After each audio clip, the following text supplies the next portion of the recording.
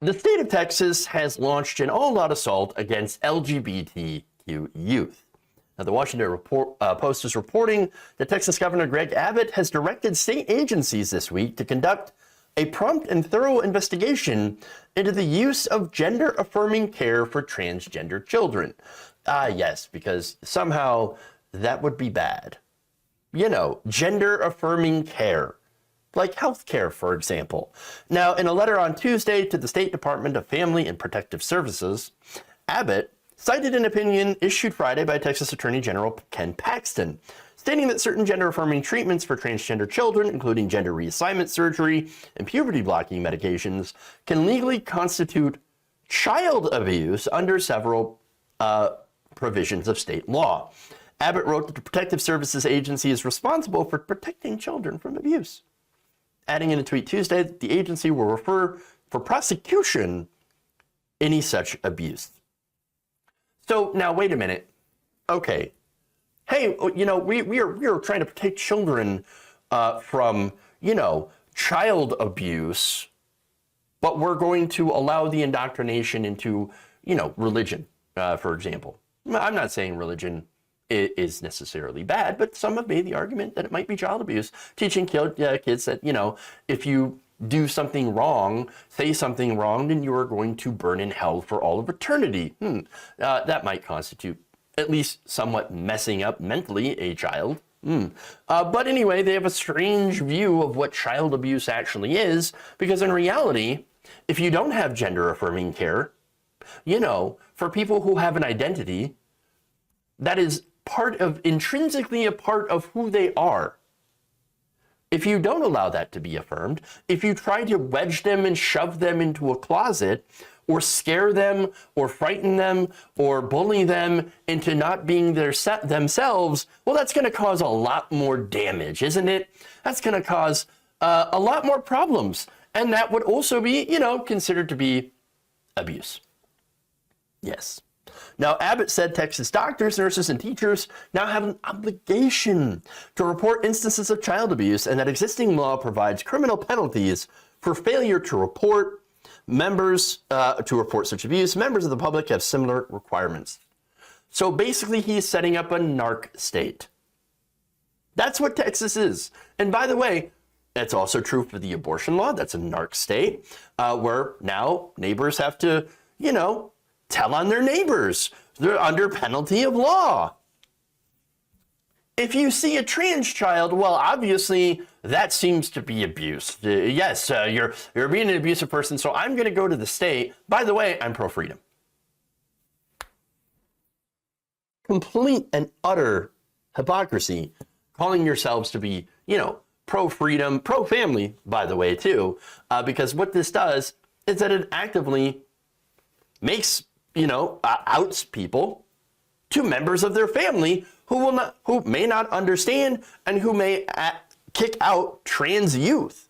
We've seen this happen before, where transgender youth are at risk of being kicked out of their own homes, disowned by their families, and having to go and live in the street. And so we have seen this before. Again, you want to talk about child abuse. This is child abuse. You are literally abusing people for basically being who they are.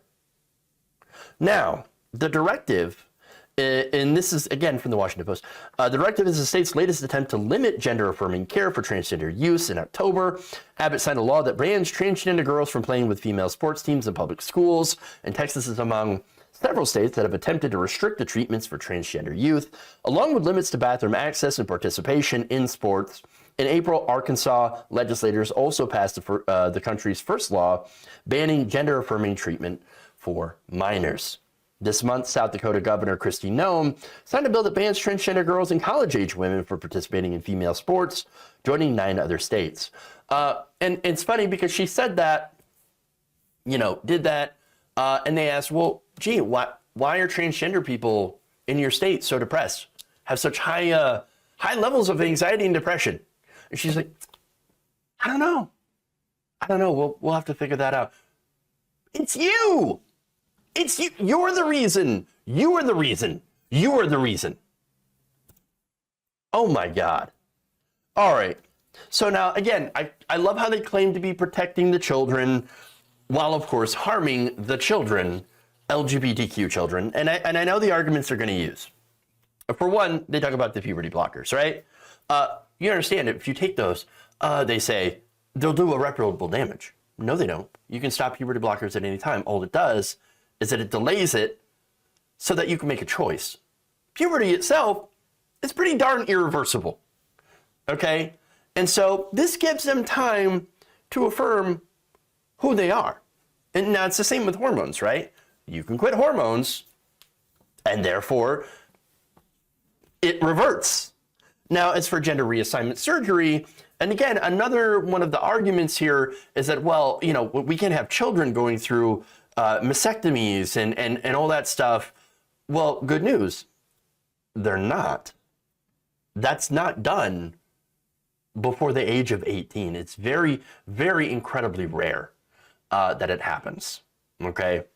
And so there's a lot of requirements as well. Many surgeons, in fact, require 2 letters of recommendation to go through these sex reassignment surgeries. At least one of the letters has to be from a mental health professional experienced in diagnosing gender identity disorder or gender dysphoria, and has to have known the patient for about a year.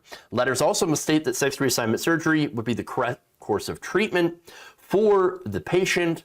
Now, another common misconception, of course, is that there are people with high rates of people that have regrets. Oh, you know, look, it sounded cool to become a woman, and then I became a woman, and it turns out it kind of sucks. So I'm really bad. You know, I'm not happy with that. Yeah, that never, very, very rarely ever happens.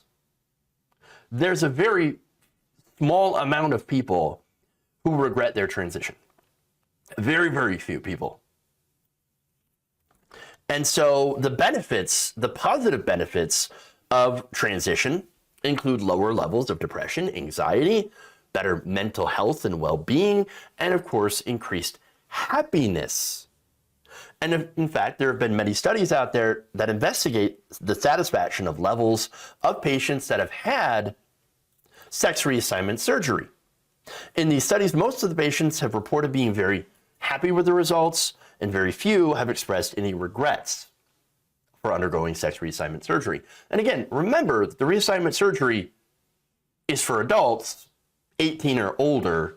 And so what you don't have is a rash of children that are getting these, you know, irreversible surgeries and then growing up and regretting it.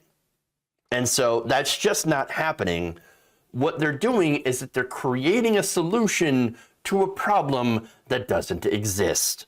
And yes, as some people point out, there are some who only regret it because it didn't change them enough, if that makes any sense, because they still have that dysphoria, you know? And so that's an option as well. And it doesn't mean that necessarily that reassignment surgery was not something that they didn't want.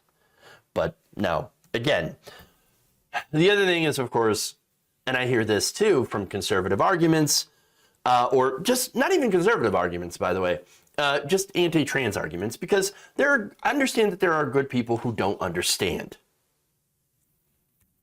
They hear some of these misconceptions, they don't quite understand it, and so they have a lot of questions, or they're getting fed misinformation, and so that's why I'm going through this.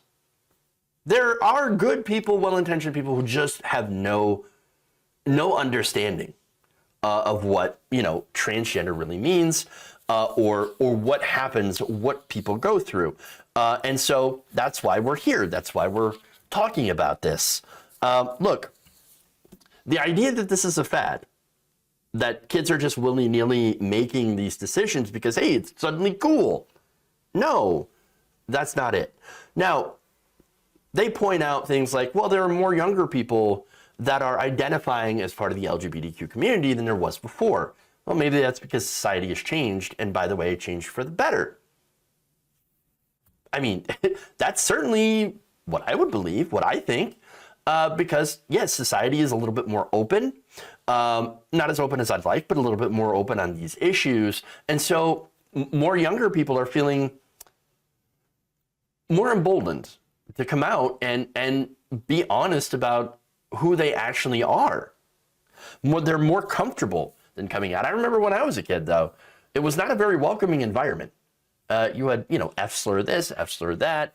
The last thing you want to be is gay, F word, and all that stuff. So it was a very, uncomfortable situation. Now younger people, they feel a lot more comfortable because they're a society that's more accepting. And that's a good thing. But again, what you have here are certain people who don't want these people to be accepted into society. Their own life choices, again, these are these supposedly people who believe in freedom and self-determination that have made the determination that you cannot be yourself. You cannot identify or act as how you feel inside in an outward way. And so that's the problem. And look, bullying is pretty bad, especially for transgender youth. Kids, of course, have always bullied each other, sometimes over the stupidest things. I've been bullied before. It happens. I've bullied other people before. Yes, I regret that. I feel bad about that. Kids do stupid things and kind of can be jerks. But, and of course, the point of that is when you're going through so much stuff as a kid, the whole growing up thing, coming to age thing, and all that stuff. Well, I mean, you add in gender dysphoria, well, that's an additional layer of difficulty that people have to go in. I mean, and nobody chooses that. Nobody goes in and faces all the issues they're already facing and says, oh yeah, by the way, in addition to all the stuff that I'm going through, I'm also like a girl, just because I feel like it. No, it's not a choice. Being LGBTQ is not a choice. And it's, by the way, it's also not forcing them by their parents or society or the gay agenda. This is not what's going on. But what it is, this entire thing, this pushback against the transgender youth is just an attempt by Texas Republicans and Republicans in other states to gin up a culture war issue. Now, culture war, look, and I'm not saying like culture war is in, oh, this is not an important thing, we should ignore it, blah, blah, blah, culture war. No, this is a very important thing.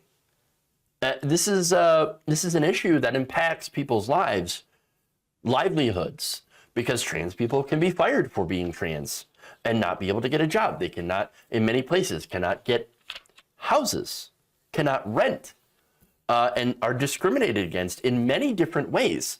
And so that's how the culture war has an impact. And that's why it's important that we fight against the culture war, that we fight against those who are going to war against members of the LGBTQ plus community.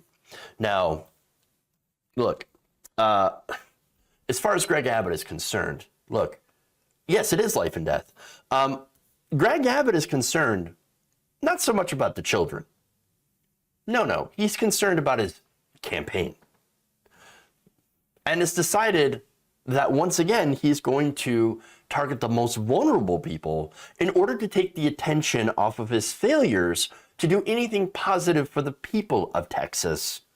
And so understand that for what it is.